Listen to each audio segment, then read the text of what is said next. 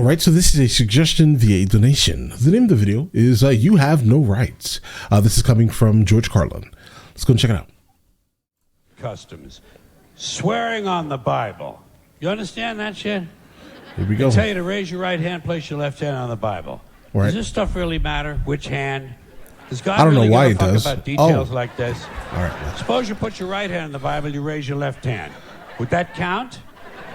Or would God say, sorry, wrong hand, try again? Yes. And Yes. Why does one hand have to be raised? What is the magic in this gesture?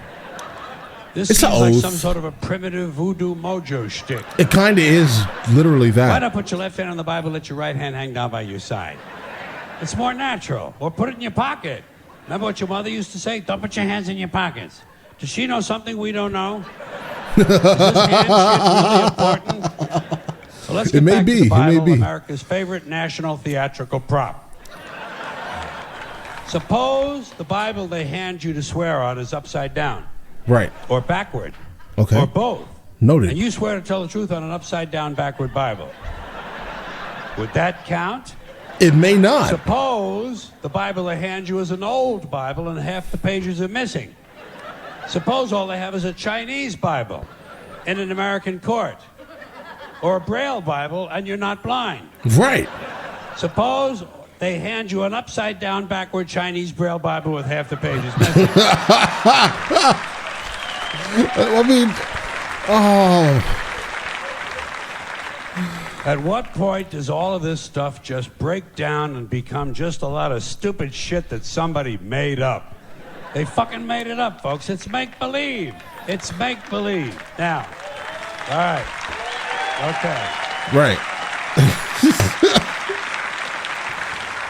Let's leave the Bible aside. We'll get back to the science fiction reading later. Oh, my God. The more guys. important question is, what is the big deal about swearing to God in the first place? Why does swearing to God mean you're going to tell the truth? Wouldn't affect me. Not really. Me They said neither. to me, you swear to tell the truth, the whole truth, and nothing but the truth to help you God. I'd say, yeah. Right. You'd be like, yeah. I'll tell you about as much truth as the people who wrote that fucking Bible. How do you like Oh that? my God! Listen, guys. So I am not a super religious person. I have read, for the most part, all of the main books of worship, guys. And yeah, I'm not a super religious person. So I know if I was asked to swear in the Bible, I would literally just say yeah, no matter what, because it really doesn't have any like inherent value to me, if that makes any sense. I get what he's saying, but I think that it's not in like good practice to make fun of someone else's religion. Maybe this is how I was raised. Like, it's just like, listen, yeah, I understand you have a different faith than this person. Okay, but I look at you both like, okay, respect, live your life, right? It is not my place to dictate how you live your life. What is, if I think that you are going down a path of just weirdness, then you're going down a path of weirdness, bro. It's your life to be weird in. Do your weirdness over there. It's fine. I'll still be friends. I won't say, hey, listen, I find it weird around the holidays, but it's fine. Do your thing, guys. But yeah, just me personally, I guess I just wouldn't personally keep making attacks on people's religion. That's just how I am. That's it. Even though I'll look at it and I'm just like, okay, we can have conversations about pretty much any religion and have full in-depth conversations about why someone believes a very specific thing. I understand why they do, right? But I'm not just going to be like, I don't know. Maybe I'm weird.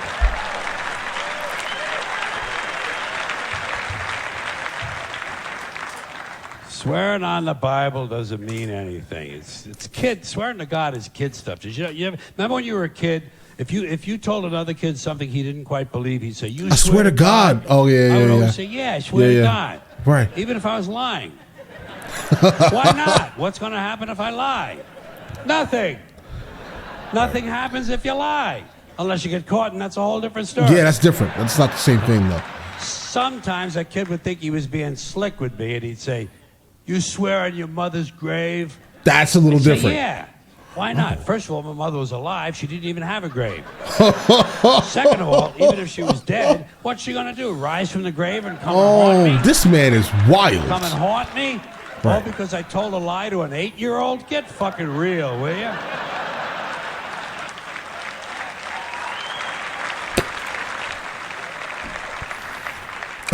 Sometimes I would say, I swear on my mother's tits. Kids are impressed with things like that. I mean, I don't care about my mother's tits either. I don't care if they fell off. Fuck her. Not my problem. They're your tits, Ma. You keep an eye on them. Whoa! Swearing to God doesn't mean anything. Swearing on the Bible doesn't mean anything. You know why? Because Bible or no Bible, God or no God, if it suits their purposes, people are going to lie in court. The police do it all the time. All the time. Yes, they do. It's part of their job to protect, to serve, and to commit perjury whenever it supports the state's case.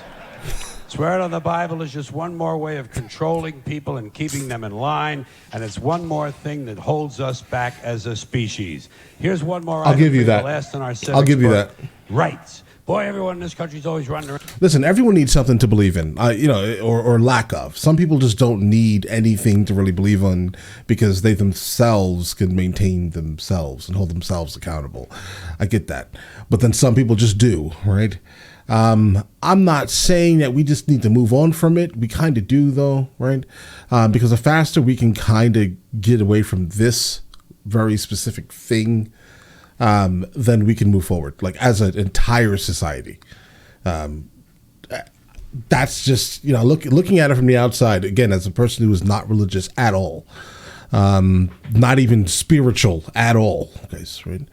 Just looking at it, and I'm just like, yeah, we just need to get over this, because one group of people don't absolutely want to, not allow things to certain things to happen. Another group, the same thing, bro. So we just need to get past this ancient, archaic thing. Society has moved so far past all of this, but we're still maintaining one very specific thing, and this is religion, from like ancient times. I understand using something as like a kind of slight history book. If you want to do that, sure. But the faster we can move on from this very specific thing, I think the faster we can excel in every single thing, because these ideologies will just be thrown away. Morality will still persist, because I think deeply the majority of us are moral anyway. All right. Around yammering about their fucking rights. I have a right. You have no right. We have a right. They don't have a right. Folks, I hate to spoil your fun, but there's no such thing as rights, okay? They're imaginary. We made them up, like the boogeyman. The Three Little Pigs, Pinocchio, Mother Goose, shit like that. Rights are an idea. They're just imaginary. They're a cute idea. Cute. Right. But that's all. Cute and fictional. But if you think you do have rights, let me ask you this. Go Where ahead. do they come from? People say, well, they come from God. They're God-given rights. Oh, fuck, here we go again. Oh, man. The God excuse, the last refuge of a man with no answers and no argument, it came from God. Anything we can't describe must have come from God. Personally, folks, I believe that if your rights came from God, he would have given you the right to some food every day, and he would have given you the right to a roof over your head. God would have been looking out for you. God would have been looking out for you. You know that? He wouldn't have been worried about making sure you have a gun so you get drunk on Sunday night and kill your girlfriend's parents. But let's say it's true. Let's say God gave us these rights. Why would he give us a certain number of rights? The Bill of Rights in this country has 10 stipulations, okay? 10 rights. And apparently God was doing sloppy work that week, because we've had to amend the Bill of Rights an additional 17 times. So God forgot a couple of things, like slavery. Right. Just fucking slipped his mind. Right, because God absolutely loved that. If you ask anyone from the 1400s and on, they absolutely loved that. But let's say God gave us the original 10. He gave the British 13. The British Bill of Rights has 13 stipulations. The Germans have 29. The Belgians have 25. The Swedish have only 6. And some people in the world have no rights at all. Right. What kind of a fucking goddamn God-given deal is that? No rights at all? Why would God give different people in different countries different numbers of different rights? Exactly. Boredom? Had to be. Amusement? Right. Bad arithmetic? Could be. Do we find out at long last, after all this time, that God is weak in math skills? Doesn't sound like divine planning to me. Sounds more like human planning. Sounds more like one group trying to control another group. Right. In other words, business as usual in America. Now, if you think you do have rights, one last assignment for you. Next time you're at the computer, get on the internet, go to Wikipedia. When you get to Wikipedia, in the search field for Wikipedia, I want you to type in Japanese Americans 1942, and you'll find out all about your precious fucking rights, okay? Right. Because, bro, we're talking about internment camps. I don't even have to look that up, bro. I get what you're saying here. These are people who are American, but then instantly became not American. They were Americans, and then they were not. They didn't fall underneath the same our Bill of Rights. They fell under nothing American any longer because of their parents' origins, in a sense, right? Yeah, guys. That's a really good example. You say you have rights now until you don't, and that can happen really fast, based on, I guess, how much of an other you are. I would say if that's what he's pointing out very specifically, that thing, then yeah, that's what he's saying here. Whoa! You know about it. Whoa! You know about it. Yeah. In 1942, there were 110,000 Japanese American citizens in good standing, law-abiding people who were thrown into internment camps simply because their parents were born in the wrong country. That's all they did wrong. They had no right to a lawyer, this is crazy. no right to a fair trial, no right to a jury of their peers, no right to due process of any kind. The only right they had, right this way, into the go to the desert. Camps. Just when these American citizens needed their rights the most, their government took them away. And rights aren't rights if someone can take them away. They're privileges. That's all we've ever had in this country is a bill of temporary privileges. And if oh my you read God, the news guys. even badly, you know that every year the list gets shorter and shorter. You see how sooner or later? Oh, we're here.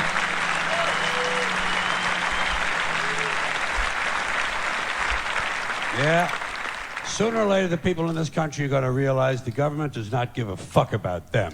Government doesn't care about you or your children or your rights or your welfare or your safety. It simply doesn't give a fuck about you. It's interested in its own power. That's the only thing, keeping it and expanding it wherever possible. Personally, when it comes to rights, I think one of two things is true. Go ahead. I think either we have unlimited rights or we have no rights at all. Personally, I lean toward unlimited rights. I feel, for instance, I have the right to do anything I please. But if I do something you don't like, I think you have the right to kill me. So where are you going to find a fairer fucking deal than that? Right. That's so the next time some asshole says to you, I have a right to my opinion, you say, oh yeah? Well, I have a right to my opinion, and my opinion is you have no right to your opinion. Then shoot the fuck and walk away. Thank you. Don't do that. The last part here, don't do that. Like, I mean, you could say, like, it's pretty easy to say to someone, hey, listen, your opinion is flawed, right? I appreciate the fact that you believe this thing so wholeheartedly, but trust and believe. I don't think I have the same feelings about it. Like, I mean, your opinion is valid, sure, because it's yours. But my opinion is also valid. And even if it's the opposite of what you may perceive life to be, my opinion is super valid, bro, to me. So now where do we go? Where do we go from here? Right? I say your opinion is invalid. Where do we go from here? Right? See, I think this whole mentality is how we got to the place where we are right now. Right? Like, I mean, we can't really even have open conversations with people with differing opinions at all any longer. Because I'm telling you right now, there's going to be one very specific side. They're most likely going to be Gen Z, who are going to be absolutely crying, and then we have to kind of understand their feelings, right? Understand where they are. But all right. But either way, guys, listen. Let me know in the comments the next thing from Bill Burr, guys, George Carlin, that we should be checking out. They're not even the same type of person. I think the amount of cursing is probably what made me think of Bill Burr. Either way, guys. But yeah, you guys all have an absolutely amazing day. Let me know in the comments the next thing from him that I have not encountered. I'll check it out, guys. All right, you guys all have an absolutely amazing day and enjoy your day thoroughly.